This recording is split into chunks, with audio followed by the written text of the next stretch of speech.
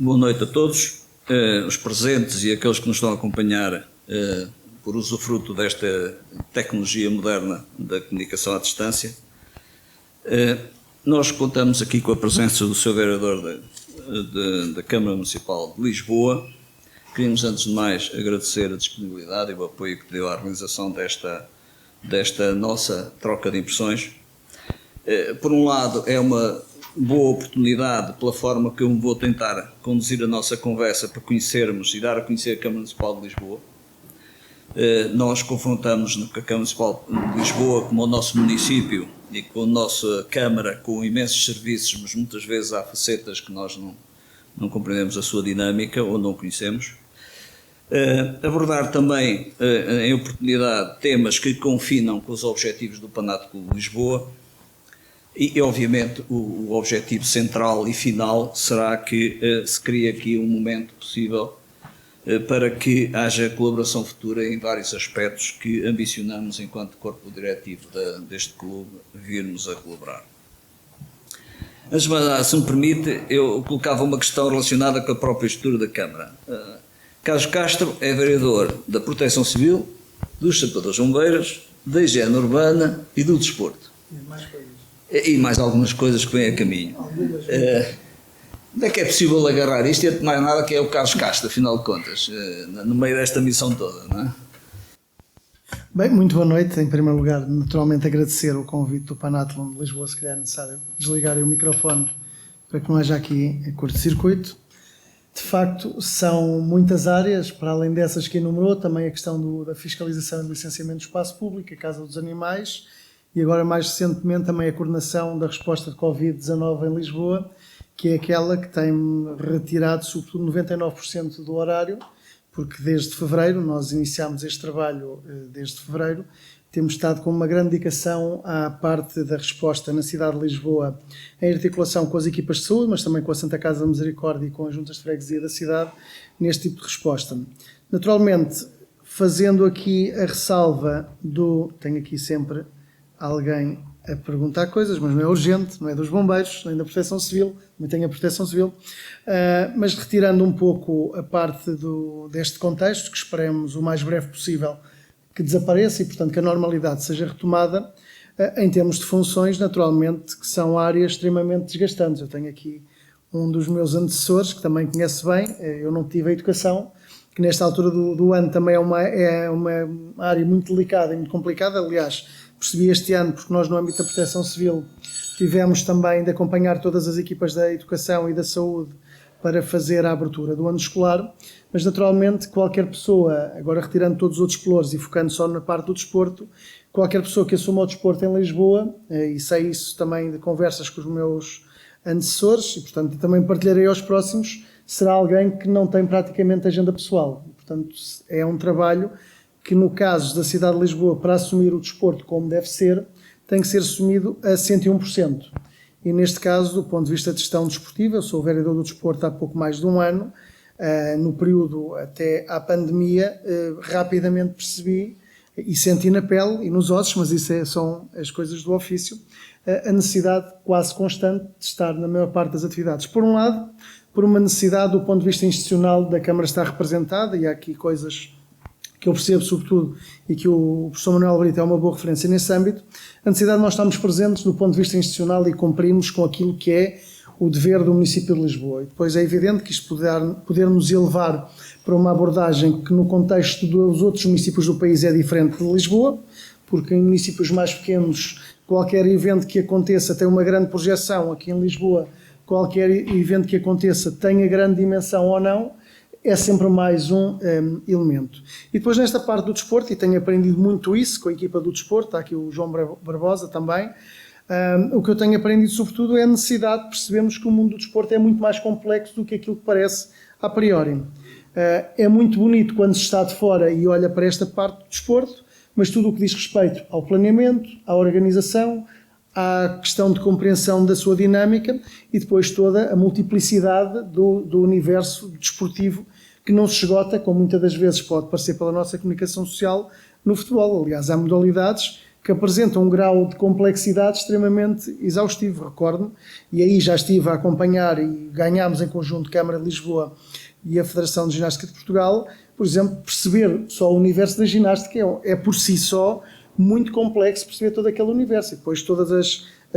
especificidades que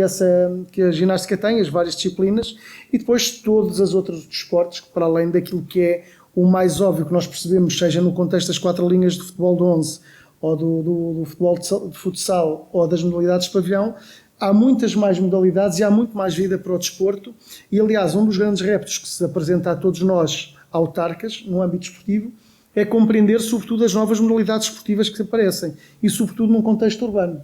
Há pouco estava aqui a recordar com o João, há um ano precisamente, estávamos nós em Sófia, foi a primeira vez que várias equipas portuguesas, neste caso a convite de Lisboa, participaram no Urban Games, e portanto são novas realidades esportivas que estão a surgir no contexto esportivo urbano, para o qual nós devemos procurar saber dar resposta. E, portanto, saber interpretar, para além daquilo que é o clássico no desporto, todos nós percebemos, perceber que há cada vez mais novas tendências desportivas que estão a surgir no contexto da sociedade, que nós devemos acompanhar. E muitas das vezes é evidente, pode-se debater as questões ligadas ao basquetebol, à natação, ao atletismo, ao que quisermos. Aliás, no que não falei na ginástica, podemos também falar no atletismo e da sua complexidade, mas, por exemplo, todo um conjunto de vários tipos de esportes de rua que estão a surgir e para os quais nós, que somos, sobretudo, por um lado políticos, por outro técnicos, temos que saber dar resposta, porque também é uma proteção cada vez mais, sobretudo dos mais jovens, ter ao ar livre essa capacidade das modalidades e, portanto, voltando à resposta inicial, estar a assumir a pasta do desporto, seja em Lisboa ou em qualquer um dos nossos municípios do país, obriga de nós um grande esforço suplementar, não só do trabalho do back-office, mas sobretudo ir ao terreno e depois conhecer toda a dinâmica e a questão das dificuldades, porque também é um dos problemas que enfrentamos. Nós percebemos claramente que o futebol profissional tem uma dinâmica própria, mas depois há todo um universo, aliás, das reuniões que eu tenho tido com as várias federações, é muito interessante a abordagem que fazem, não é? Quase o futebol põe-se no mundo mais num contexto do Ministério da Economia e depois para o desporto todas as outras modalidades, porque de facto há um esforço exemplar dos nossos dirigentes associativos, dos dirigentes dos clubes, dos técnicos, dos pais, para que se mantenha e se continue a exercer e a haver, no contexto da cidade de Lisboa e não só, muitos clubes de muitas modalidades que, se não fosse a dedicação dessas pessoas, a quem todos nós devemos prestar um devido reconhecimento, nós não teríamos uma capacidade desportiva tão ampla e tão dinâmica como temos em Lisboa e em Portugal se não fossem essas pessoas. Eu, se me permitia, aquilo que me disse, deixa-me descair uma pergunta que me estava preparado para fazer, mas que tem a ver com o seguinte: eu sou presidente de uma federação desportiva e no concerto das várias federações se discute muito o mundo ideal de existir um ministro do desporto, não é? E não haver um secretário de Estado que está no Ministério da Educação ou esteve na presença do Conselho de Ministros, etc. Já houve várias experiências. No mundo ideal, acha que o Conselho ganharia em ter um vereador dedicado exclusivamente ao desporto? No mundo ideal haveria só um vereador para o desporto, um para os bombeiros e proteção civil, outro para a educação. Nós temos uma realidade autárquica que é aquela que é. Pessoalmente, devo dizer-vos que, em termos pessoais, ela compreende-se à luz daquilo que foi a Revolução dos Cravos e aquilo que era importante do ponto de vista da implantação e consolidação do modelo do poder local autárquico, face aos dias de hoje e à complexidade, exigiria uma nova abordagem, uma reforma profunda daquilo que é o poder local. E, portanto, nós temos, no caso português, a lista que qualquer partido apresenta à Câmara Municipal, ou o Movimento de Cidadãos apresenta, e o primeiro da lista é o cidadão mais votado. Há uma tendência em Portugal que a maior parte dos partidos ou dos movimentos que ganham tende a ser com maioria absoluta, mas isso depois, quando se apresenta em universos como o caso de Lisboa, há um grau de complexidade muito enorme. Eu também muitas das vezes falo com outros colegas de outros municípios e presidentes de Câmara, e fruto não só das funções do desporto, mas, por exemplo, não tenho neste mandato, mas tive no ano passado, no anterior mandato autárquico, as relações internacionais, e às vezes tinha encontros internacionais e muitas vezes proporcionava-se a forma de compararmos a dimensão dos municípios. Só para terem uma noção, eu por vezes comparava, só eu como vereador de determinadas áreas tinha cerca de metade da população que um Presidente de Câmara tinha no seu município. Portanto, nós temos uma grande disparidade naquilo que é a realidade dos municípios no país e, naturalmente, Lisboa tem aqui um papel específico porque é o maior concelho do país, tem um grau de complexidade muito grande, em que, naturalmente, ter pessoas mais dedicadas a uma área quase a full-time seria mais adequado. Agora, é evidente que depois, do ponto de vista do mundo ideal, estamos a falar em termos de visão quase teórica. Depois falta o outro lado, também a parte orçamental, e, portanto,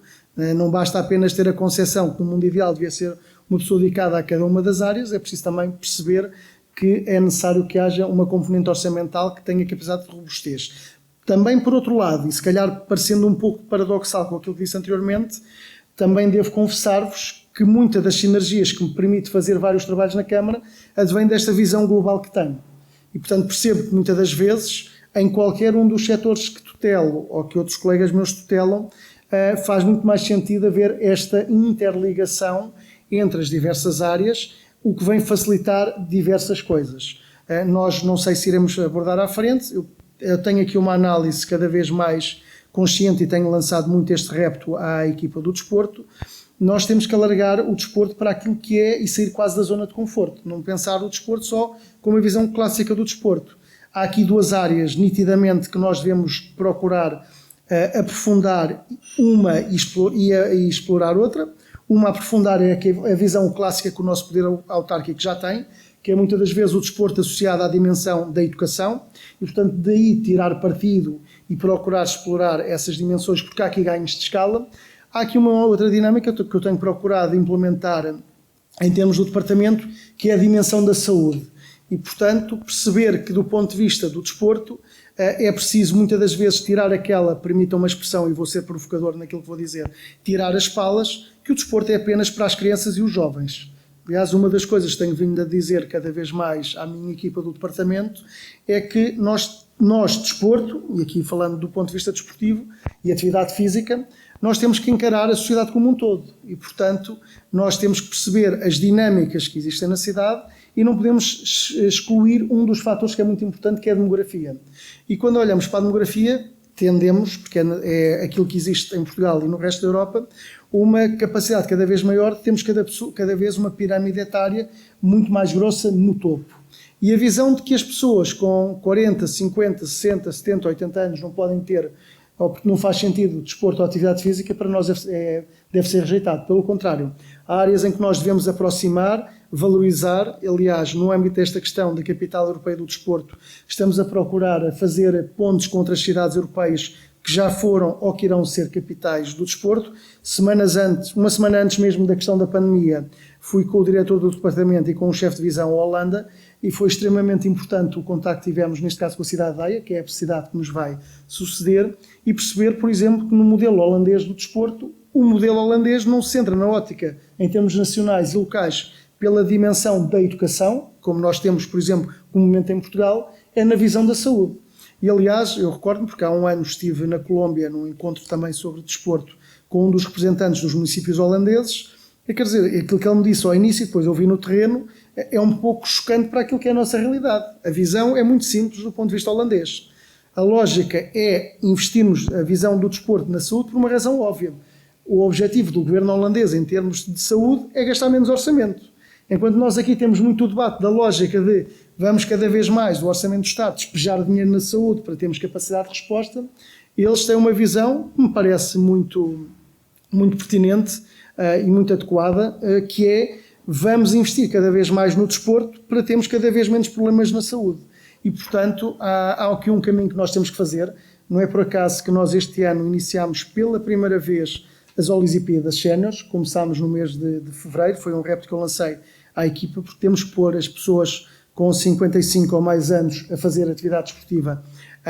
e desporto, e portanto, já que temos as Olimpíadas para as crianças e para os jovens, porque é que não devemos ter esta dimensão de abordagem à população sénior? É uma aposta cada vez mais que temos, por vários fatores, não só por aquilo que já referi do ponto de vista da saúde, que é muito importante e que às vezes tendemos a desvalorizar, e calculo que falaremos a seguir do contexto da Covid e do impacto que isso tem na saúde, sobretudo aqui do ponto de vista do impacto mental, tem um fator aqui de inclusão social que é muito importante. Nós temos que perceber, e todos nós sentimos isso na nossa vivência, já temos cada um de nós, felizmente ou infelizmente, mais de 20 anos, todos nós temos a memória do que era a cidade há 30 ou 40 anos atrás. E a realidade da cidade mudou muito, a realidade das freguesias mudou muito, e o nosso comportamento também tem que mudar para se adaptar. E, portanto, há aqui uma dimensão que é do ponto de vista pessoal de valorizar a pessoa enquanto elemento ativo e, portanto, nós não podemos ter uma concepção de que a pessoa chega a determinada idade, condena-se à reforma e, provavelmente,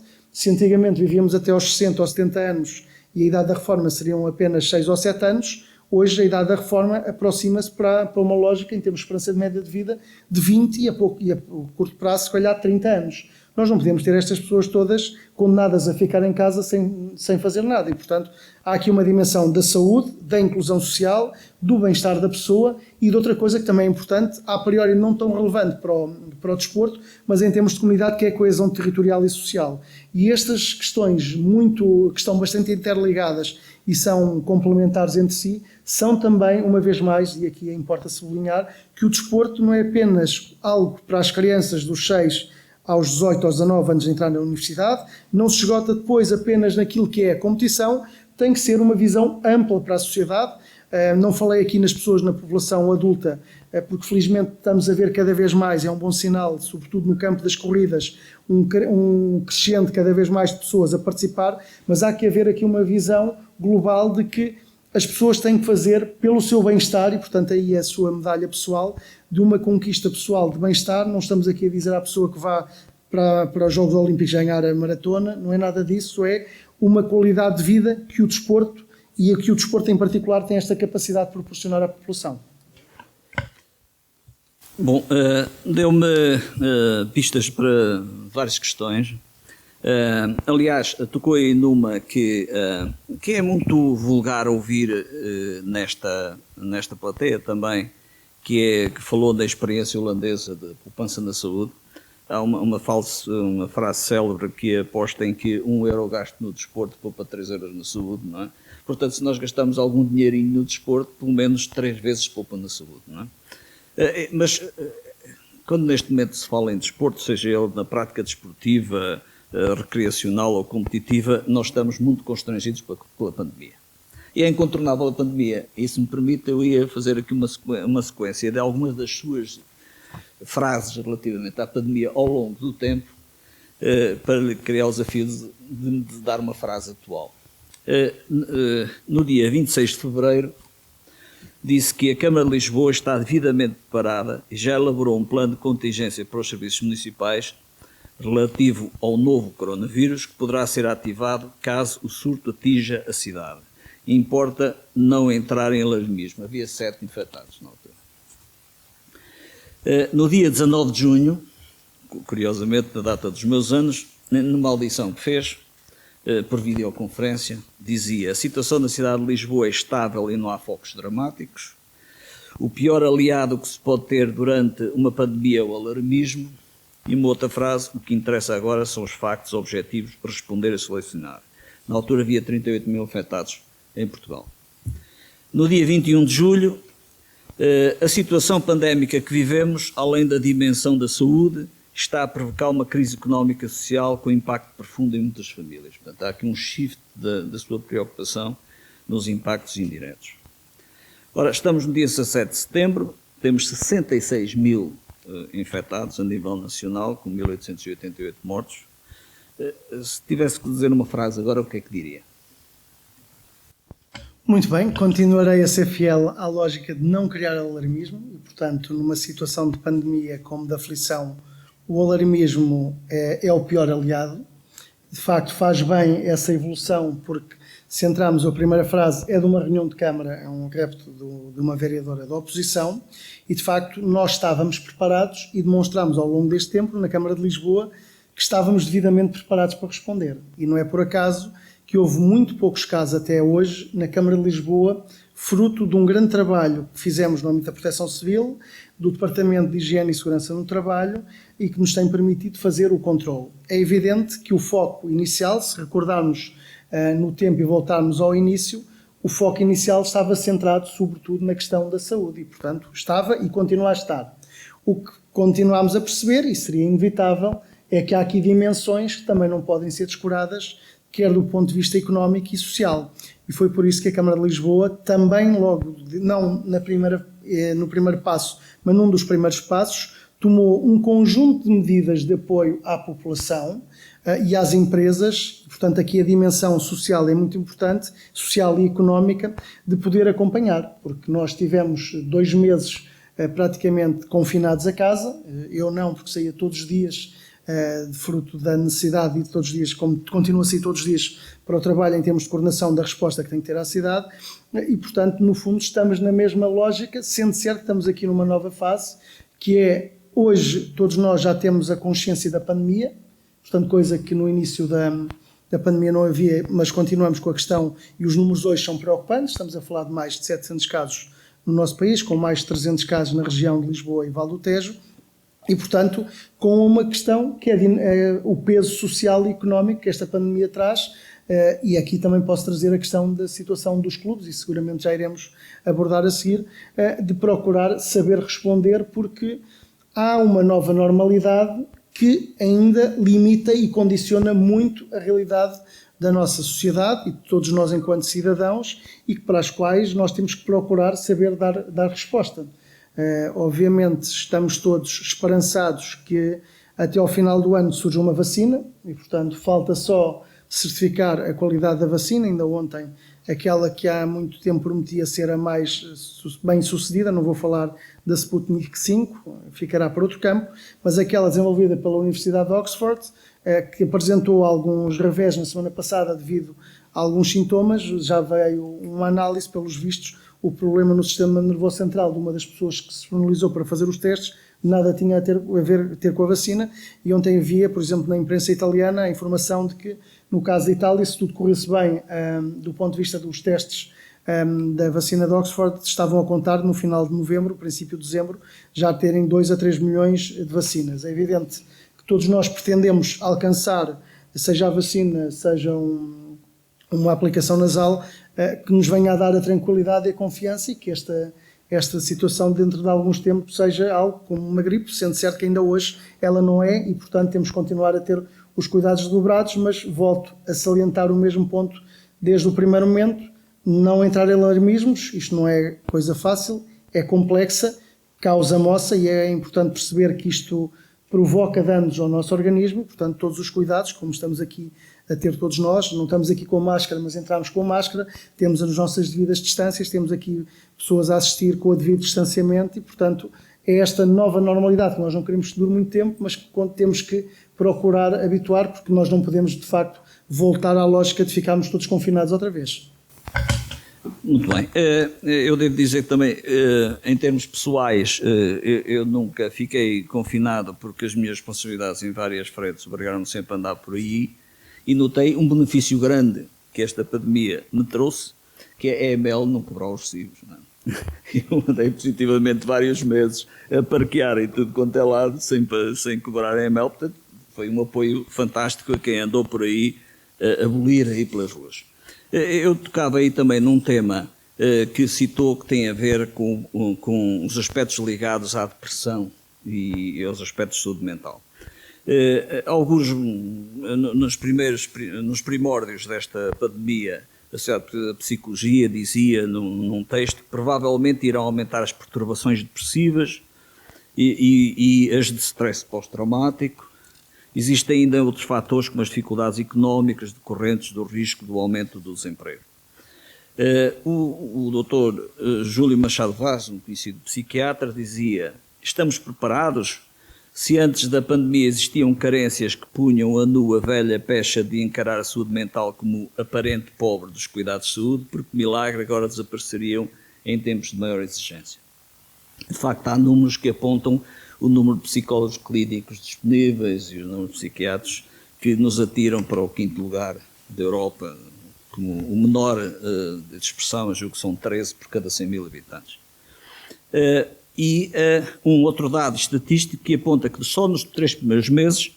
foram vendidas mais 5 milhões de embalagens de ansiolíticos e antidepressivos em Portugal.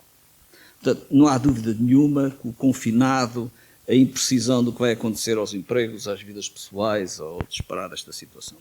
E, aliás, a própria Câmara Municipal de Lisboa criou uma linha gratuita de apoio psicológico, 4%. Para nos dar uma dimensão da forma como esta linha acabou por se aperceber deste contexto, que estatística é que nos traz disto? Há muita gente a ligar, há pouca, sabe-nos alguma coisa disso? Muito bem, em relação a essa, quanto à questão da EML, a EML, acho que não é consensual, mas importa referir, é fundamental para o ordenamento e disciplina do trânsito em Lisboa, porque se não tivéssemos, a situação era muito delicada. Mas pronto, foram os meses compreendidos como um grande apoio da EML, mas é importante referir que a EML desempenha um importante e um excelente trabalho na cidade de Lisboa, não obstante as críticas de que é sempre avisada. Quanto a essa linha, foi criada pela equipa dos direitos sociais e, portanto, acompanhando aquilo que tem sido a evolução desta pandemia. Confesso que não tenho dados sobre a linha, não estou a trabalhar diretamente essa área, mas daquilo que acompanho regularmente com as equipas de saúde, percebemos nitidamente que há problemas delicados. Aquilo, quase todos eles já os identificou, o problema do confinamento causa stress e, portanto, o facto de dizer, olha, fica em casa não sei quanto tempo,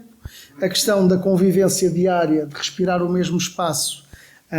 também foi complicado, sobretudo casais e casais com filhos, porque se nos primeiros dias até podia parecer algo engraçado, rapidamente a situação se tornou delicada do ponto de vista de uma convivência, se me é permitida a abordagem, quase Big Brother, de contínua vigilância e, portanto, isso também não é nada saudável. Depois, há outros fatores, no caso das crianças, pela impaciência de querer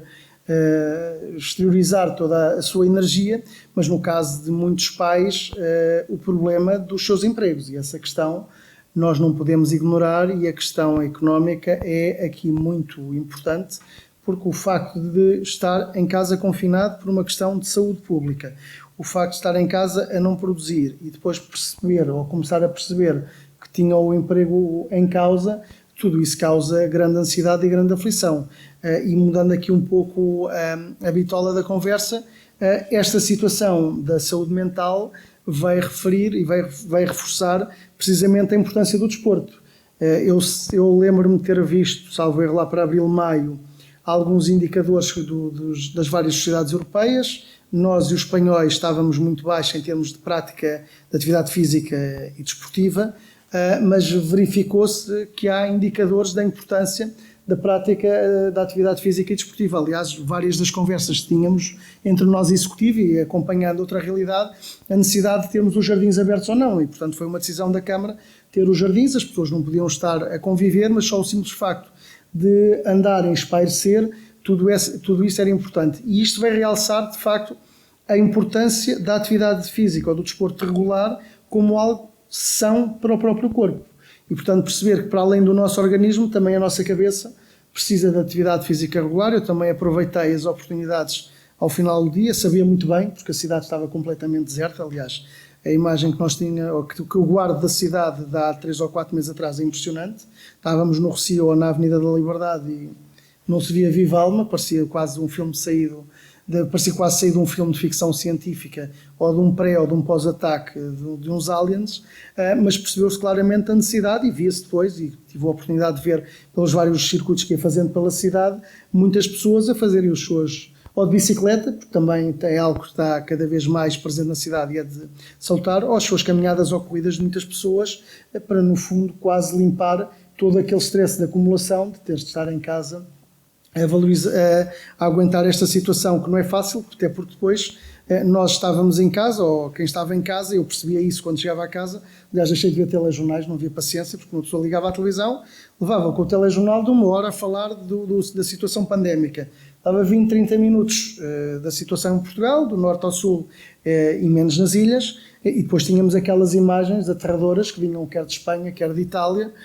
e depois todas aquelas situações que começaram a ser destacadas, desde os cantos até aquilo que foi mais destacado depois nos últimos tempos, não sei se perceberam, numa região de Itália, na Ligúria, apareceram duas jovens de um terraço para outro a jogar ténis, e uma delas, que era fã do Roger Federer, num dia também estavam a jogar e apareceu o Roger Federer. Se não estou em erro, ontem a própria Presidente da Comissão Europeia, Ursula von der Leyen, ligou para uma das jovens, ou para as duas jovens, para dizer que temos que encontrar formas para poder continuar, neste caso, a resistir, a sobreviver a esta pandemia, e daí a importância de, uma vez mais, realçarmos a necessidade de nós termos aqui, no desporto e na atividade física, um aliado para o nosso bem-estar. Aliás, se me permite, eu ia citar um corte de uma declaração de um seu colega vereador de desporto, João Couvaneiro, na Almada, que tem, digamos, a capacidade de, em duas frases, juntar alguns dos conceitos que defendeu aqui. E eu passava a ler textualmente. A atividade física permite o desenvolvimento de hábitos de vida saudáveis, fundamentais para a promoção da saúde pública, devendo constituir um eixo fundamental das políticas locais, regionais e nacionais.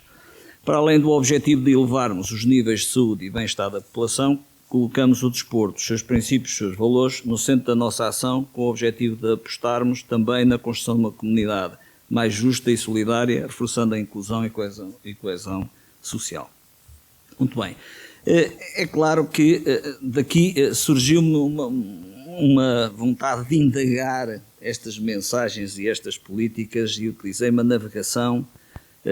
no portal da Câmara, não é? Confesso que não foi fácil fazer o drive de algumas pesquisas que eu ia fazer, mas encontrei uma página que diz assim: Covid-19, medidas e informações. E curiosamente tenho aqui várias coisas: medidas de apoio social, medidas de apoio à cultura, medidas de apoio às empresas e startups, medida de apoio ao comércio e restauração, medidas de apoio ao desporto. Não vejo nenhum. Isto é falha do portal ou é falha de haver falta de medidas de apoio ao desporto? Muito bem, boa pergunta e boa pesquisa. De facto, a falha é mais do vereador do que do portal. Não falhou porque foi um pacote inicial que foi avançado. Aliás, como se recordam, aqui há cerca de 2 meses a questão do apoio ao setor da cultura foi muito destacada em termos nacionais, e portanto não vou focar aqui na questão da cultura, mas no desporto também nós não falhamos. E portanto foi um trabalho árduo dentro do departamento que nós tivemos que fazer. Essa já vinha preparada, porque nós tivemos o cuidado também, em maio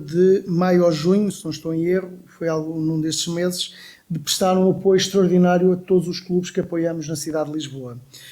A forma como íamos apoiar, estávamos na dúvida, e portanto tivemos várias reuniões para analisar então temos apoios sociais, apoios culturais por aí fora, e o desporto, claro que não podia deixar de ser considerado, e foi considerado. E como se sabem, os dirigentes esportivos da cidade de Lisboa, dos 117 clubes com quem trabalhamos, nós assumimos, fui eu que apresentei a proposta em reunião de Câmara, e encontramos, com base naquilo que é o apoio anual aos vários clubes, nós encontramos uma medida que nos pareceu a mais justa, não sendo a justa a todos, porque nesta matéria não temos capacidade para ser justo com todos, mas aquela que era mais justa e equitativa com todos foi encontrarmos um apoio extraordinário no âmbito de 260 mil euros, que eram correspondentes a 30% daquilo que nós apoiamos anualmente o clube. Portanto, nós apoiamos anualmente um clube com base num conjunto de critérios, e percebemos nitidamente das dificuldades, e fomos recebendo vários contactos de clubes a atravessar dificuldades, e portanto percebemos a dinâmica dos vários clubes e do impacto que isto teve e continua a ter, e nesse sentido nós apoiámos de forma extraordinária, com 260 mil euros, os clubes da cidade de Lisboa, de forma a que pudessem ter mais aqui um balão de oxigênio para continuarem a respirar, e naturalmente continuamos a acompanhar a situação dos clubes da cidade. Sim, de facto eu tinha esse registro aqui, aliás aparece muito no contexto daquilo que são as medidas de aproximação da própria capital europeia do desporto, nós vamos falar disso um bocadinho mais à frente. Depois, navegando mais na Câmara Municipal de Lisboa, acabo por ver três frentes que também compaginam com aquilo que nos disse aqui relativamente aos vários públicos dos programas da Câmara, em que, para além do desporto escolar e dos programas de apoio à educação física escolar, do público em geral, em que aparece aqui Lisboa Running Center, Lisboa Não Para, Lisboa Sabe Nadar, Movina, etc, etc, há de facto aqui também os séniores, que é Lisboa mais 55, que devo dizer que deu-me uma grande satisfação estar a ver esta preocupação, e daqui fica aspectos fundamentais desta atividade, que apesar de tudo também é gratuita, o que é fundamental, e que versa outros aspectos que também interessam muito a esta maior longevidade dos cidadãos, tem a ver com a atividade física, com a nutrição e que inclusivamente com a literacia e educação de estilos de vida saudáveis. Muito bem. Eu vejo aqui muitos programas que estão dependentes, obviamente, de movimentação de muita gente, não é? Nada se faz disto sem concentrar 100 ou 200 pessoas, etc. Que, digamos, as atuais regras, que são não só lógicas, mas compreensíveis, reduzam um número muito pequeno. Portanto, estes programas estão todos suspensos, digo eu. O que é que vai haver, não vai haver? Sim, a pandemia a isso obrigou. Como referi, nós iniciámos este ano pela primeira vez as Olimpíadas Séniores, e portanto foi um trabalho feito, não diria em cima do joelho, mas com uma grande pressão minha na parte final do ano, no ano 2019, para termos quase um ensaio daquilo que nós queríamos que fosse algo que consolidasse em 2020 com a Capital Europeia do Desporto, e pretendo que uma das marcas que fique da Capital Europeia do Desporto é que a população com 55 ou mais anos compreenda que deve fazer atividade física e desportiva de forma regular e que deve ter esse acesso a esse tipo de atividades. Há um programa, e há programas que já enumerou que estão a ser trabalhados, ainda estão numa forma muito embrionária, mas que no fundo há uns já estão devidamente consolidados, e aliás quero aproveitar aqui, a propósito de termos organizado aqui a final da Liga dos Campeões, estive quer com a Ministra do Desporto francês, quer com o Vereador da Câmara de Paris, com quem vamos trabalhar, nós por causa da Capital Europeia do Desporto, eles por causa dos Jogos Olímpicos, e uma marca do professor Manuel Brito, estava muito admirada a Ministra do Desporto francês, porque nós iniciámos, porque ela era antiga nadadora olímpica e portanto campeã de natação por França, com o facto que nós temos o programa de natação para as escolas, e que agora, para além da questão do natação para as escolas, que começou de uma forma crescente e que hoje já atinge quase 100%, nós mais recentemente introduzimos, para além da questão da natação em termos curriculares, introduzimos também o Lisboa Sem Rodinhas, que é todas as crianças da primária, um trabalho conjunto do Pelouro, do desporto, da mobilidade e da educação, todas as crianças aprenderem a andar de bicicleta. E, portanto, são programas que foram suspensos. No caso da natação, nós, enquanto tivemos este quadro de pandemia, não vamos abrir. Ainda hoje de manhã o meu colega Miguel Aspar falava na questão do programa Sem Rodinhas, para ver se temos capacidade ou não de o retomar neste primeiro período, mas se não retomarmos assim tão breve quanto possível, cumprindo todas as normas de segurança, e no fundo são programas que neste momento estão suspensos, porque a circunstância pandémica assim o obriga, e no caso da população sénior a situação ainda é mais delicada, até porque é um grupo mais vulnerável e temos de ter neste momento todos os cuidados. Muito bem. Esta imprevisão, eu vou ter que abrir aqui um parênteses, porque já agora gostava muito de ouvir a sua expectativa. Não tem muito a ver com o tema da sessão, mas uma das primeiras sessões, o Panátil Clube orgulha-se de ter mantido uma periodicidade, utilizando todos estes instrumentos de sessões sobre os temas diversos. E o primeiro tema que nós tivemos e que juntou a Susana Feitor, o Pedro Marques, uma série de gente, o Jorge Vieira, foi o tema de adiamento dos Jogos Olímpicos. Não é? Isto não é nem mais nem menos que uma opinião pessoal que lhe peço. Com tudo isto que está a assistir, acredita que vai haver Jogos Olímpicos em 2021? Eu não sei se devia fazer esta confissão, mas vou arriscar. Eu há poucas semanas, fui convidado para ir a Coimbra, com muito gosto, pelo Presidente da Federação Portuguesa de Judo, porque vamos ter no próximo ano cá o Campeonato Europeu de Judo e, portanto, foi uma conquista muito difícil da cidade de Lisboa, mas nós não desistimos, não só pelo magnífico trabalho que o Presidente da Federação tem feito e toda a equipa diretiva da Federação, mas também pelos nossos atletas. E depois, quando me apercebi melhor da situação, este ano era para ser realizado na República Checa o apuramento dos Jogos Olímpicos e, portanto, o grande objetivo dos atletas europeus, neste caso, era chegar a Praga e depois ter o trampolim para Tóquio. Aquilo que me é dito é que está confirmado que vão haver Jogos Olímpicos em 2021, independentemente da condição da pandemia. E, portanto, nós teremos em Lisboa aqui o Campeonato Europeu, que será um momento de grande destaque, não só de projeção para aquilo que é Haja ou não pandemia. Haja ou não pandemia, a informação que tenho é que haverá Jogos Olímpicos. E, portanto, há uma normalidade conhecida daqui a um ano, que nós não tínhamos há cerca de 5 ou 6 meses, e que naturalmente, na incerteza, as pessoas não arriscaram, e bem, e que, portanto, pela informação que me foi dada, vai ser realizada. E, portanto, nós teremos aqui em Lisboa, no caso do judo, onde temos grandes atletas e grandes promessas, e esperemos que possamos ouvir, não só em Lisboa, mas em Tóquio, várias vezes o hino nacional, e que, portanto, os Jogos Olímpicos vão passar por aqui. E, portanto, estamos muito confiantes, não só da sua realização, mas também de uma grande projeção de Portugal, e já que estamos aqui no Comitê Olímpico, de dizer que podemos esperar que aquela entrada seja mais recheada com mais gostos. Muito bem. Eu iria lá ao Campeonato da Europa de Judo, mais tarde ou mais cedo, porque eu ainda irei colocar algumas questões sobre aquilo que será o próximo ano. Mas antes disso, e falando nesse todo o esforço da Câmara, é da minha experiência no trabalho enquanto Federação Desportiva, mas também com clubes, com contacto frequentemente, que há aqui um pivô grande da interação com as populações que se chamam juntas de freguesia. Pronto. As juntas de freguesia, de facto, são um elemento de proximidade muito grande e que isto tem a ver quase como o conceito de descentralização governamental, a própria descentralização da Câmara, um conjunto de ações que são muito mais próximas no que diz respeito à saúde e acompanhamento das populações. Existe algum plano cruzado que junte as interações e os planos estratégicos das juntas de freguesia e da Câmara Municipal, ou atuam autonomamente no que diz respeito aos objetivos que estão em cima da mesa? Muito bem. A autonomia total. A Câmara é Câmara, juntas é juntas, e, portanto, a visão que alguns podem ter de que a Câmara manda nas juntas é errada.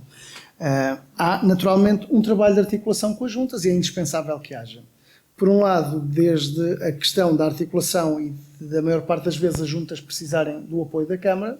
mas também da Câmara tem muito gosto de apoiar com as juntas. Não vou dizer aqui que as 24 freguesias da cidade têm todo um comportamento brilhante, mas há muitas freguesias da cidade, e aqui se calhar até destacava a freguesia de Marvila, que estão a fazer um trabalho extraordinário. Isso também prende-se com as próprias características das freguesias. Por exemplo, freguesias do centro da cidade, onde a maior parte dos clubes tendem a desaparecer, porque já não há a dinâmica que havia aqui há 30 ou 40 anos, mas há um trabalho de articulação, e isso há, por um lado, não só todo o conjunto de grandes eventos que temos na cidade e a necessidade de haver articulação com as juntas de freguesia, e há, por outro, a necessidade também, e fazemos quase essa monitorização, por exemplo, no caso do envolvimento das freguesias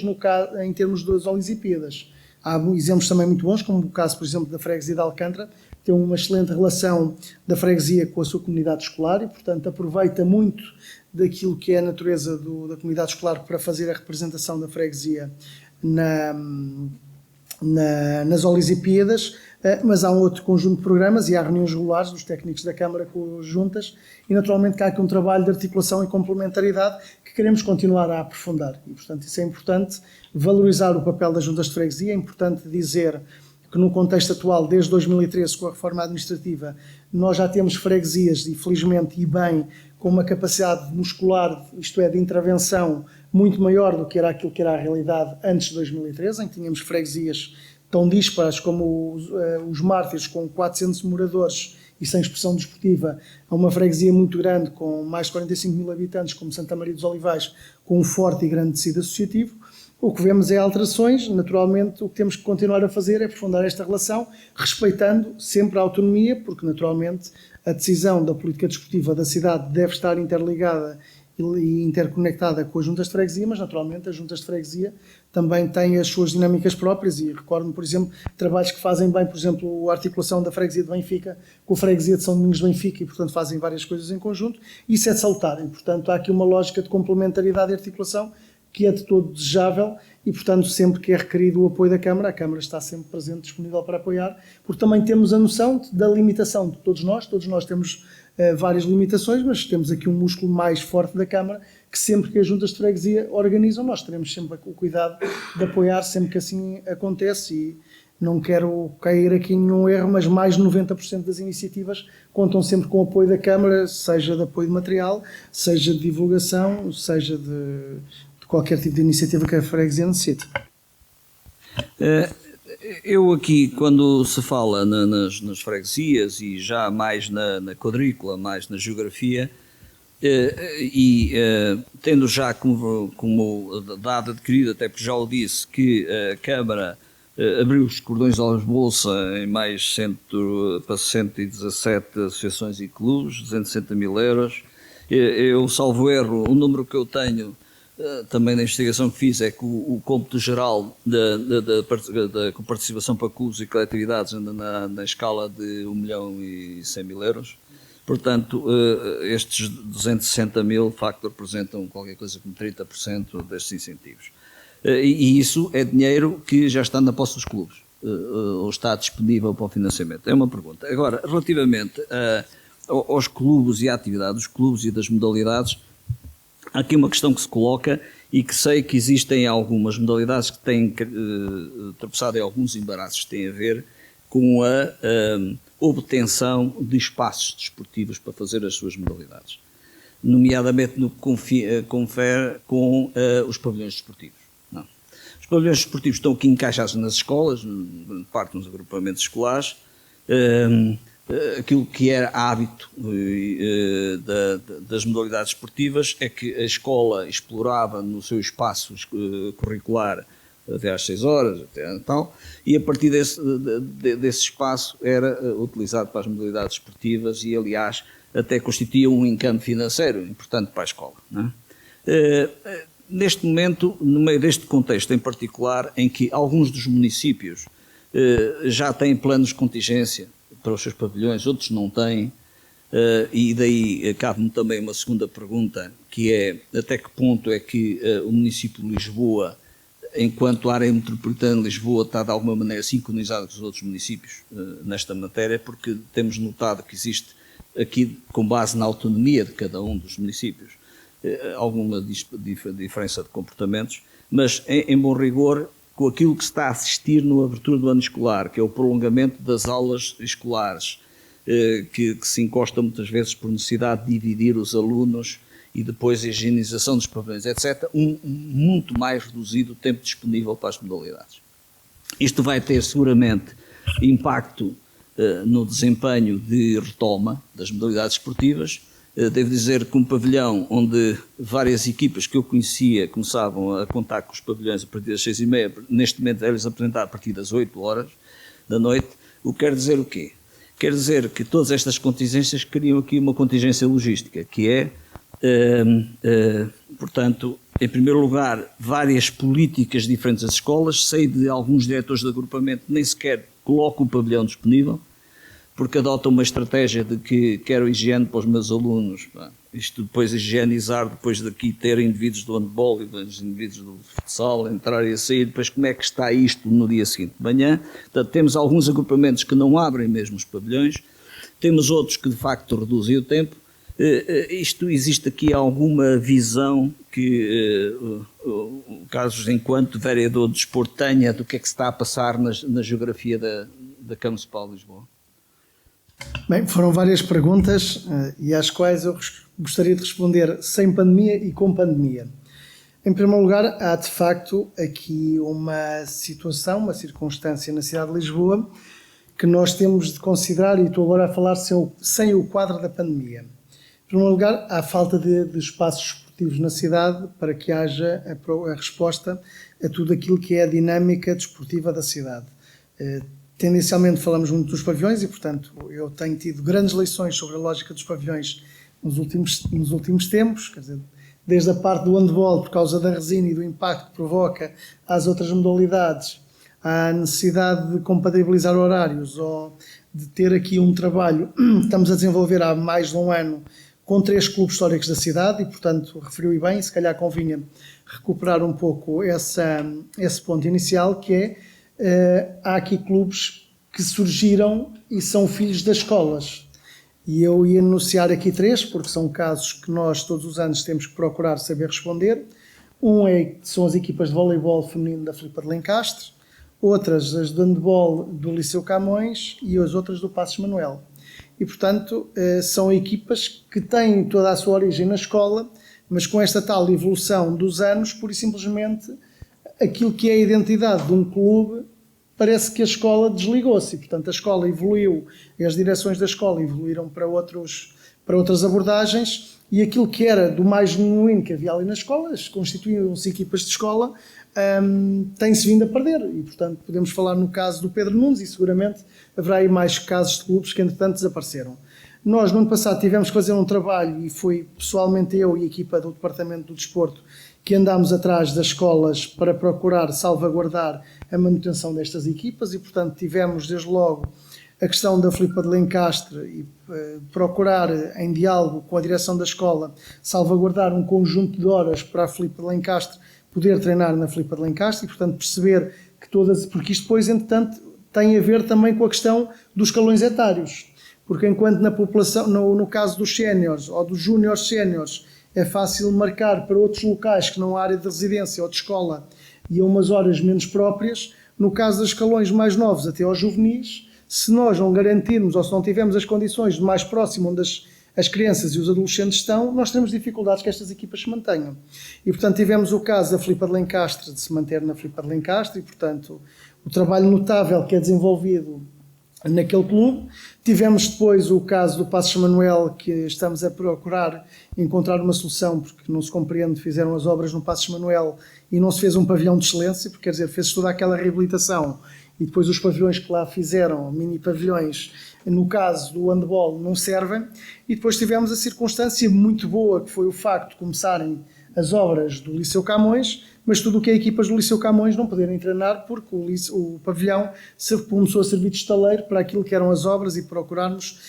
encontrar resposta para esses clubes. E estamos só a falar no voleibol e no caso do handball. Temos depois o facto de outros clubes não terem condições e fazem trabalhos também notáveis para a sua atividade regular, e aqui falo no caso do Clube de Ginástica do Parque das Nações. O primeiro contacto que tive com aquele clube, e tenho tido o cuidado de ir visitar vários clubes, portanto falaram, os dirigentes explicaram uma situação, eu tive a oportunidade de ver, eles estavam ali no armazém de Cabo Ruivo, que era todos os títulos indescritível, e fazem um trabalho magnífico com mais de 100 crianças do Parque das Nações e dos Olivais. Felizmente conseguiram melhorar, e ali no equipamento de um clube desportivo dos Olivais já está em melhores condições, porque o Parque das Nações, como dizia bem o seu presidente, quer dizer, tem o topo com o pavilhão Atlântico, mas depois em termos de equipamentos desportivos está muito aquém. Estamos agora fortemente empenhados com a nova escola, e aqui há um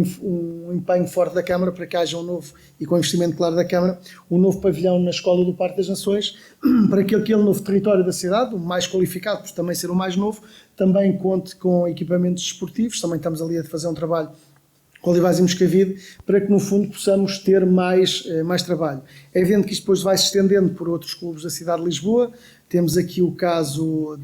do Clube Atlético de Campo de Ourique, onde o ano passado, por exemplo, prestámos um apoio financeiro para renovar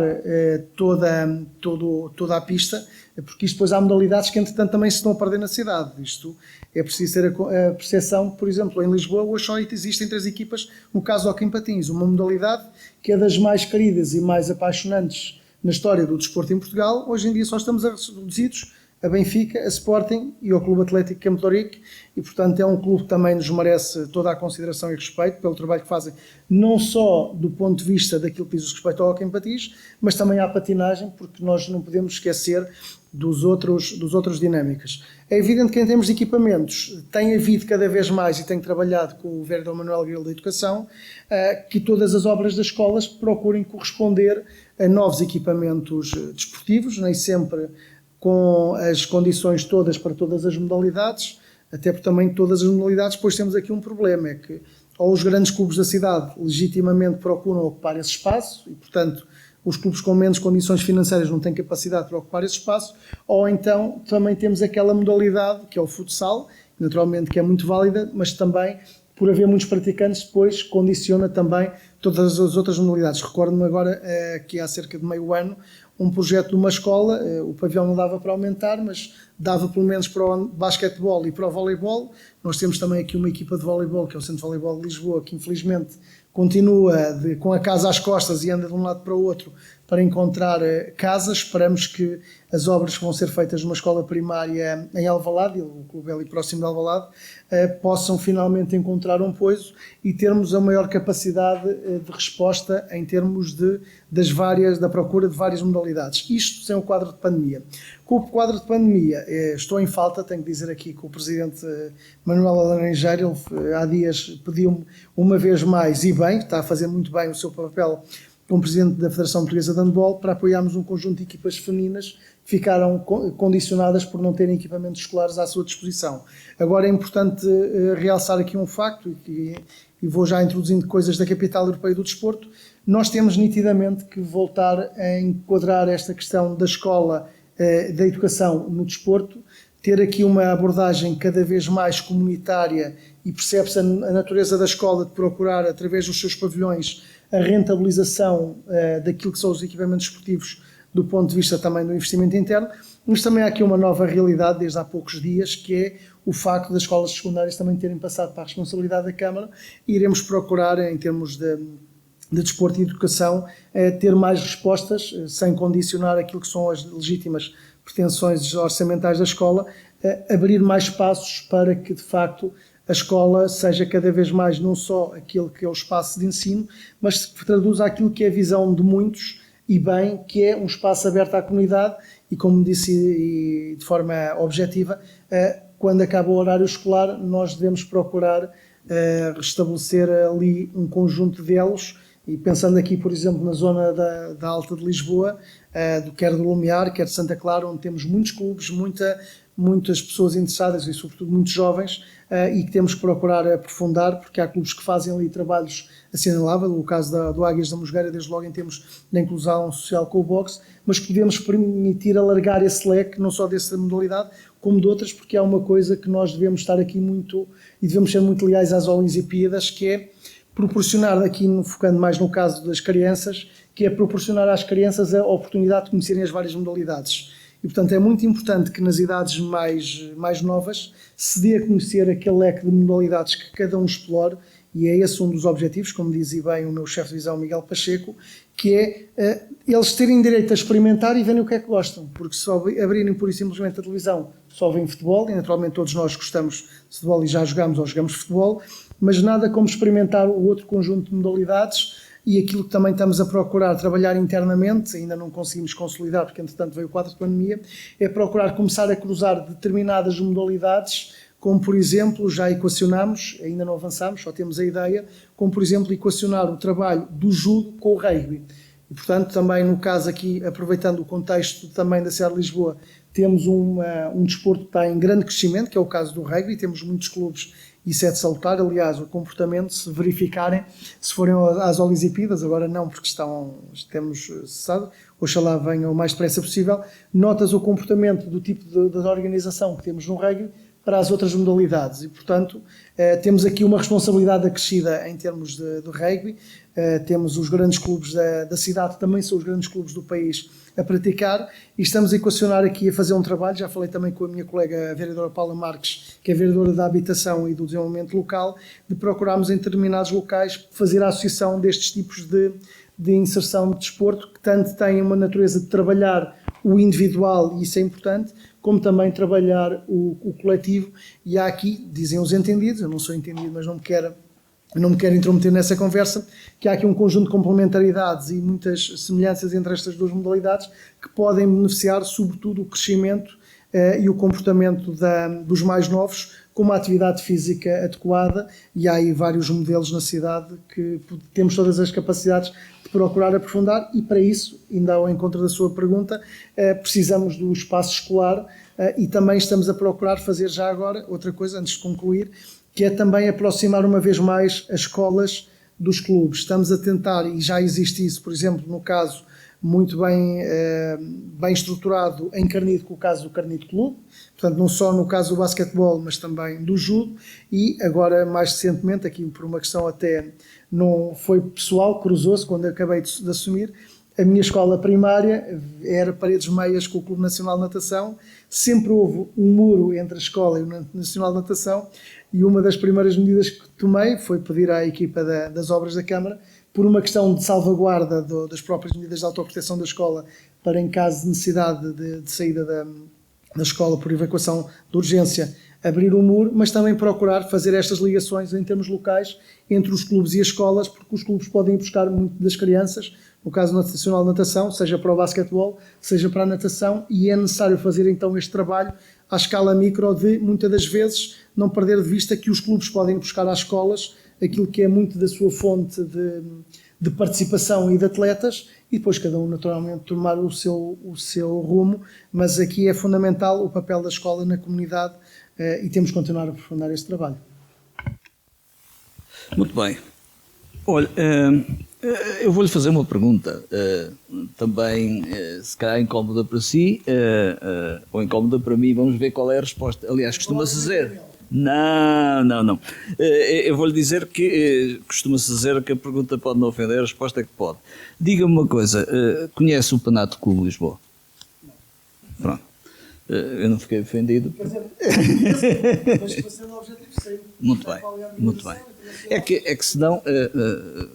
eu diria para toda a gente que nos está a ouvir, que estamos aqui a falar muito de desporto, da Câmara Municipal de Lisboa, etc., e alguém que possa perguntar, mas o que é que o Panato Clube de Lisboa tem a ver com isto? Não? Em primeiro lugar, nós movimentamos-nos num ecossistema. E, de facto, são peças importantes do ecossistema, tudo quanto teve a descrever até agora, e daí que é relevante, que é neste ecossistema que temos de ver como é que nos posicionamos. Pois, o Panato Clube de Lisboa, em que contamos, efetivamente, com uma história já longa, que eu não conheço desde os seus primórdios, mas há aqui na sala que o tenho acompanhado. É um clube com mais de 40 anos, fundado em 1979, por iniciativa de uma pessoa que era na altura secretário de Estado do Desporto, Rodolfo Begonha, e que depois, com mais um conjunto de notáveis, cujo nome é relevante, eu não vou deixar de os dizer, que estamos a falar aqui em 10 pessoas: Rodolfo Begonha, Carlos Carvalho, César Torres, Henrique Reis Pinto, António Afonso dos Santos, Aníbal Costa, Moraes Leitão, Emílio Lapa, Nuno Barros, Jenny Candeias, João Granja da Fonseca e Olavo Malveiro, que com certeza alguns estão aqui, estão-nos a acompanhar. No dia 17 de dezembro fundaram o clube e comunicaram isso àquilo que é o Panátulo Internacional, que é a cúpula que agrega as várias dezenas de clubes que existem em todo o mundo. O nosso lema é Ludis Iungit, que em latim quer dizer o desporto une, e isto é uma mensagem extremamente forte, porque de facto tem a ver com coesão e integração, inserção, e os valores do desporto são relevantes. Embora que a denominação Panatlon, que acabou de ficar no clube, quer dizer todos os desportos, em grego. Ora bem, nós cultivamos a ética e o fair play. E isto leva-me a colocar, aliás, nós tomamos já algumas iniciativas, nomeadamente aquilo que é a Carta dos Deveres dos Pais no Desporto, etc., que se enquadra claramente, tem um exemplar aí, mas eu pegava numa coisa que disse no dia 3 de março de 2020. Isto não é o Twitter do Presidente Trump, mas fica registado, que diz assim: no Fórum Lisboa, o vereador do Desporto realçou que o município já está a agir e deu conta de que falará sobre a Capital Europeia do Desporto quando terminar um projeto europeu em que a capital está inserida e que tem como foco a prevenção da violência no desporto amador. Que projeto é este, já agora? Primeiro ponto, eu disse não porque é o meu primeiro contacto. É evidente que eu conheço a história, tive o cuidado de ir fazer, mas este é o meu primeiro contacto e, portanto, estou a começar a conhecer. Eu não sei se essa frase é tirada num contexto de uma Assembleia Municipal a propósito de um debate que houve na Assembleia Municipal por causa dos insultos racistas ao Marega. Os deputados de em Lisboa Guimarães. pedem medidas Sim. sobre o racismo na capital. Certo. Estas medidas não podem ser só na capital, é em todo o país. E, portanto, repetirei aqui o que repeti no momento. Nós não temos um contexto, felizmente em Portugal, de racismo, mas há comportamentos racistas. E, portanto, aquilo que foi na altura dito, e, portanto, a preocupação e o compromisso que nós tínhamos assumido, sobretudo face às crianças e aos jovens, é que teríamos as Olimpíadas deste ano com uma forte mensagem de condenação ao racismo e, portanto, e aos atos da xenofobia, porque, aliás, não é por acaso, quando entramos aqui no Comitê Olímpico, as frases que estão ali em destaque e o rosto que está ali em destaque são de Nelson Mandela, e se todos estivermos presentes aquilo que foi, quem viu, eu penso que a maioria, se não todos viram, aquilo que foi o filme Invictus. Portanto, nós não temos no quadro nacional aquilo que se verifica, felizmente, não significa que não tenhamos atos isolados dessa situação, o que se verifica noutros quadros europeus, com contextos próprios, mas de facto nós temos que ter aqui um conjunto de questões de valorização do respeito e da tolerância. E quando surgem estes movimentos, e agora tenho receio, mas não vou ter esse problema, de resvalar para o campo político puro, que é os movimentos cada vez mais xenófobos e populistas e extremistas que existem na Europa, e depois levam-nos sempre àquela visão clássica do desporto. Porque todos nós podemos ver este caso, mas quer dizer, se não fosse o Éder, nós não éramos campeões europeus. E, portanto, o Éder, se me permitem a expressão, em termos provocatórios, não é um Oriente puro. Se recordam naquele que é um dos países onde a extrema-direita que mais promove o racismo e a xenofobia, que é a França. Se não tivesse a seleção que teve em 98, com aquela composição de filhos desde o Magreb às Caraíbas, não teriam sido campeões do mundo. E hoje o que vemos mais, cada vez mais, são sociedades cosmopolitas, onde de facto essa tradução resulta da evolução das sociedades. E, portanto, para mim é tão português o Vítor Bahia como o Pepe, é tão português o Eusébio da Silva Ferreira, que nasceu em Moçambique, território à data português, como o Cristiano Ronaldo, que nasceu na Madeira, e, portanto, esta questão tem que ser encarada, e não é uma questão própria do desporto, mas tem palcos próprios para se exprimir no desporto, e os estádios de futebol, se estivermos mais presentes, mais do que aquela situação que aconteceu no estádio do Vitória de Guimarães, e portanto também é preciso dizer que as gentes de Guimarães são gentes de bem e respeitadoras. Se estivermos presentes aquilo que se tem passado, agora não, porque não há assistência nos estádios, em ligas como a italiana, é preocupante, ou o conjunto de organização de claques que existem associadas a movimentos extremistas e que naturalmente têm que ser totalmente repudiadas, e que o desporto, desde tenra idade, como são estes princípios que aqui estão apresentados, devem ser incutidos. E, portanto, não é a lógica quase de chegarmos a 36 e o Jesse Owens não podia ganhar a medalha porque não era um ariano puro. Não estamos aqui na lógica da fuga para a vitória, não precisamos nem do Sylvester Stallone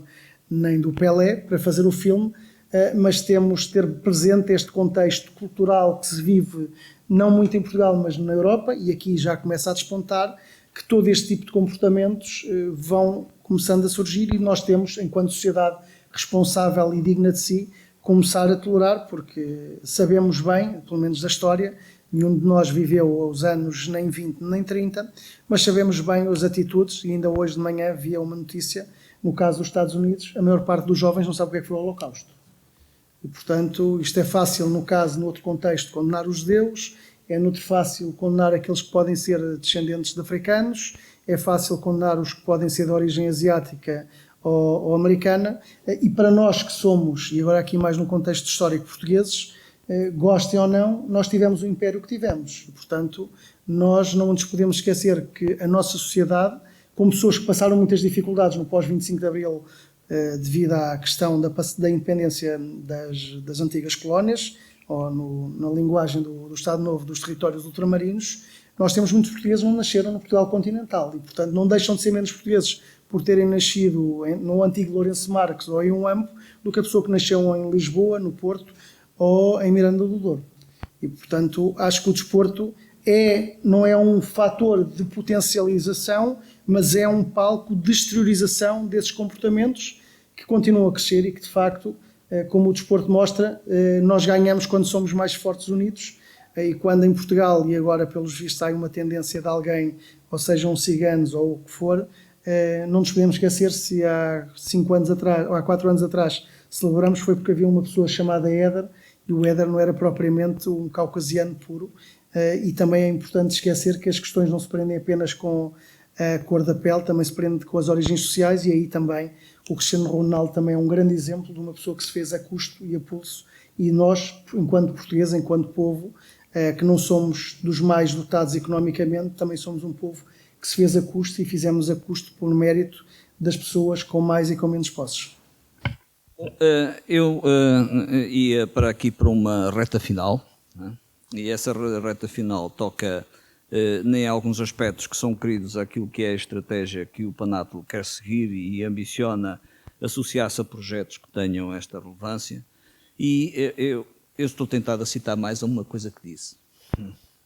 E disse uma vez, não tenho aqui registro, mas se for necessário posso ter. Muitas vezes ligamos ao que tem mais impacto nos escalões da primeira divisão. Mas verificamos que noutro... Também foi? Ainda bem que se lembra. Mas verificamos que noutro tipo de escalões e noutras modalidades há tantos ou mais atos de condenação regulares. E aqui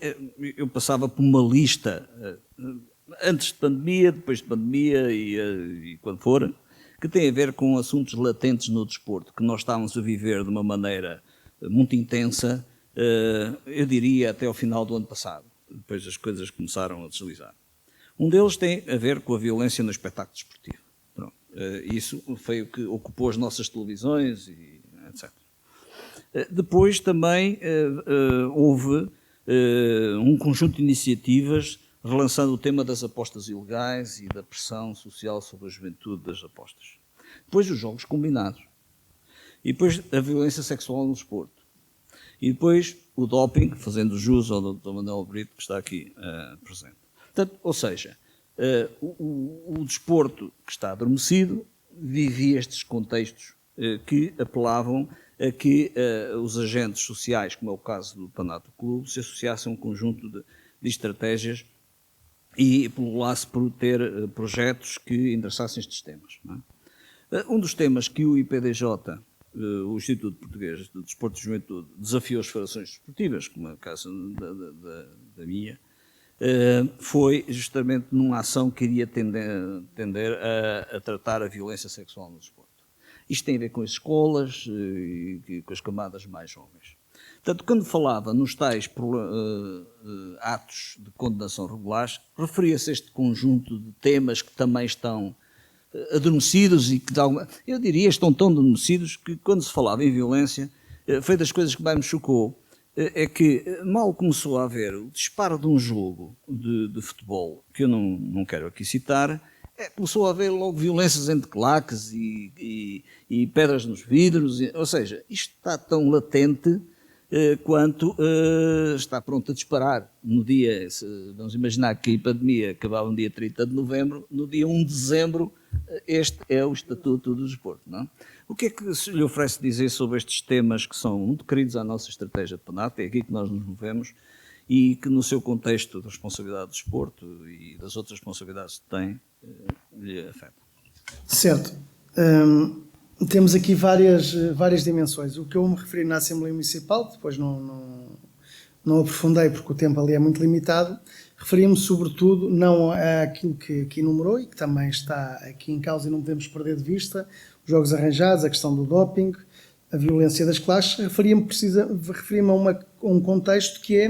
que temos uma escala muito micro da questão, por exemplo, ou dos pais de pressão de treinadores com os miúdos, ou da própria rivalidade de bairros, ou vilas, ou aldeias, e que muitas das vezes os encontros, infelizmente hoje a realidade não é a mesma que era aqui há muitos anos atrás, em que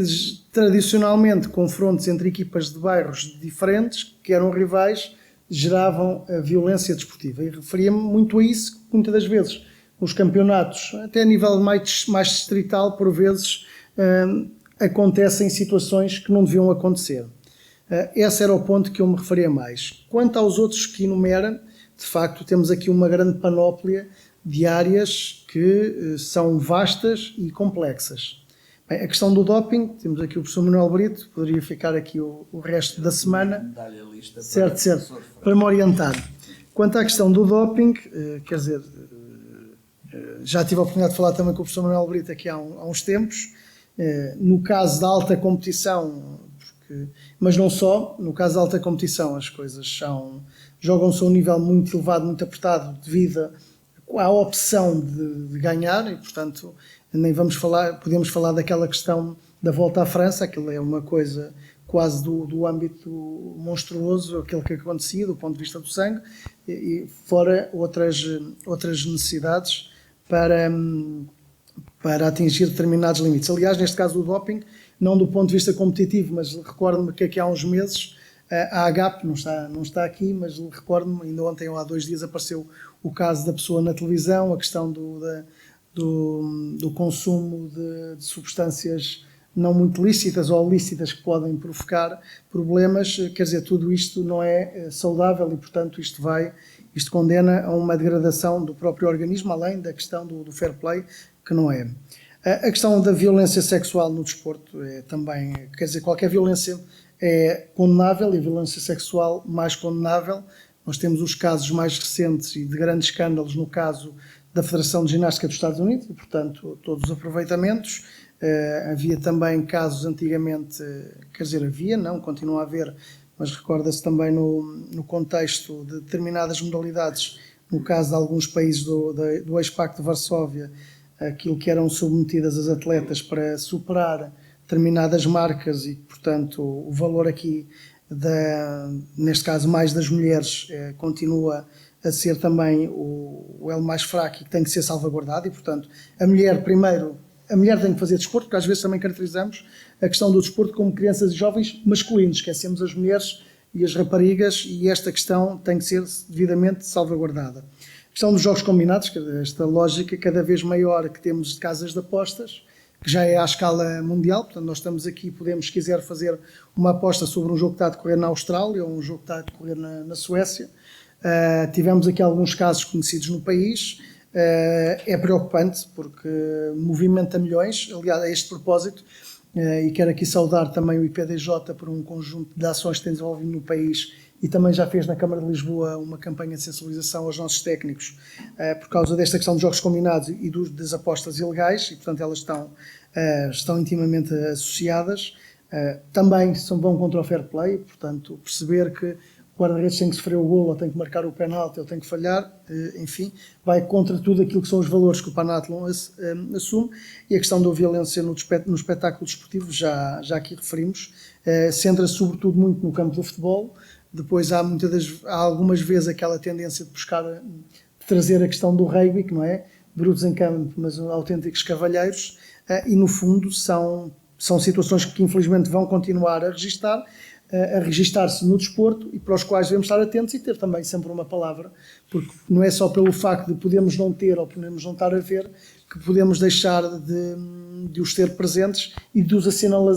assinalar e de referir que esta questão existe. Aliás, no caso das apostas ilegais, estive numa das apresentações que o IPDJ fez, quer dizer, e é impressionante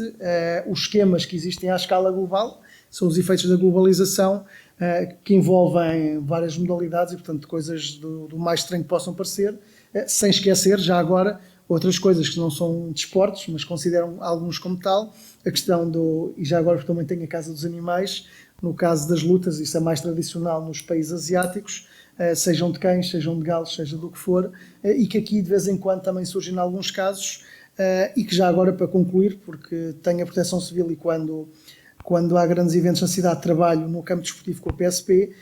destacar que aqui no contexto mais relacionado com as claques e com os adeptos, tenho que dizer isto, temos uma grande Polícia de Segurança Pública. Recordo-me bem, em 2014 nós organizámos aqui a final da Liga dos Campeões. Foi a final, deu-nos muito trabalho, foi a final de maior arrisco que houve até hoje na história da UEFA, porque eram duas equipas, não só do mesmo país, mas da mesma cidade e altamente rivais. Não vou descrever o conteúdo das duas claques, mas qualquer um de vós sabe o que é que compõe ou compunha as claques, quer do Real Madrid, quer do Atlético de Madrid. E nós tivemos aqui naquele dia uma autêntica final, trabalhámos muito em conjunto com a PSP e os únicos problemas que houve nesse dia na final foram só em Madrid. E recordo-me que na altura eu tinha as relações, além de ter toda a segurança, a proteção civil e as relações internacionais, lembro-me de ter ido a Madrid e eles ficarem fascinados com a organização que nós tivemos em Lisboa, como é que no nosso país, porque a cidade virou espanhola, tivemos todos estes adeptos, soubemos trabalhar muito bem e a PSP aqui é magnífica, e depois os problemas surgiram em Madrid, e se estiverem atentos, como eu sei que estão, porque são do campo desportivo, irão reparar, ou podem reparar, como muitas das vezes, não vou aqui aprofundar os países nem os clubes com claques e adeptos violentos, vêm a Portugal e não se passa nada, e às vezes vão a outros países e há problemas sérios no contexto da cidade. O desporto também é, por isso, um momento de festa e de ânimo, e portanto, ter aqui jogos da Liga dos Campeões ou da Liga Europa, vir adeptos estrangeiros, ter um clima de segurança e de estabilidade, também isso é bom para o desporto e também mostra muito da nossa capacidade, não só daquilo que fazemos na Câmara de Lisboa, mas sobretudo a todas as mulheres e homens da PSP e da Polícia Municipal que trabalham para que sempre que temos estes encontros de alto risco as coisas corram com toda a normalidade. E às vezes olhamos, não vou aqui especificar o clube nem o país, mas há uns países da Europa mais dados propriamente os adeptos mais ao wrestling do que propriamente a apoiar o clube, que vem aqui não acontece nada e que depois estão noutros contextos europeus e há problemas sérios gravíssimos. Bom, eu terminava pedindo-lhe que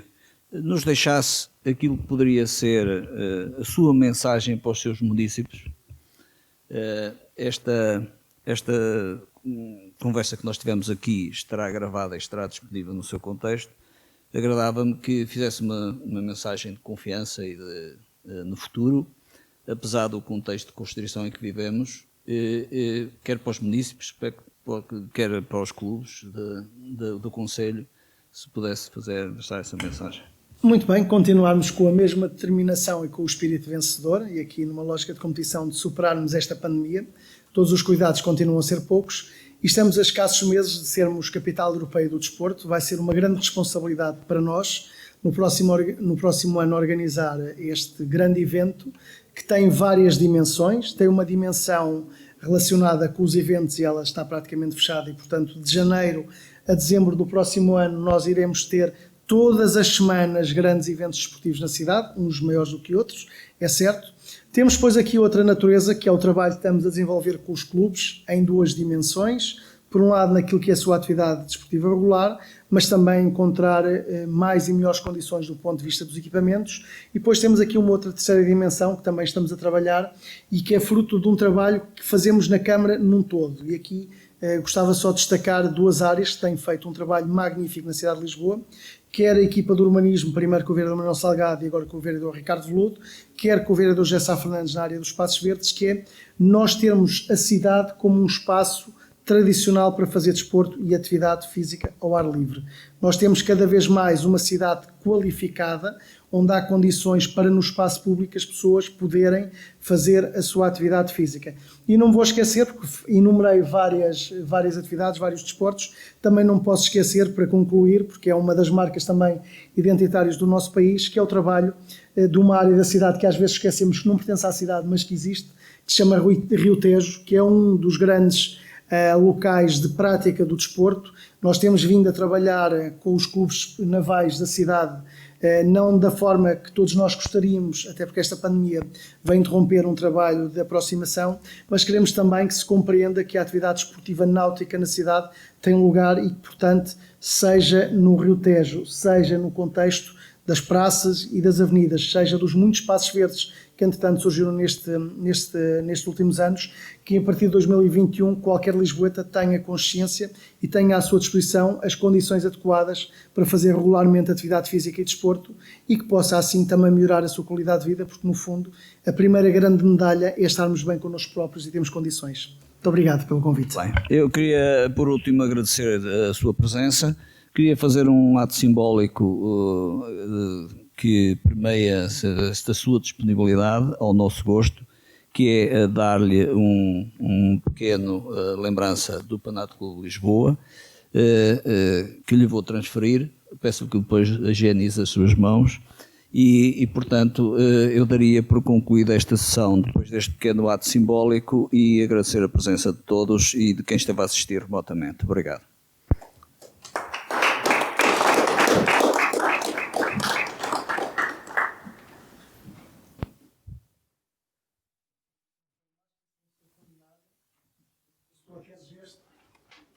Okay.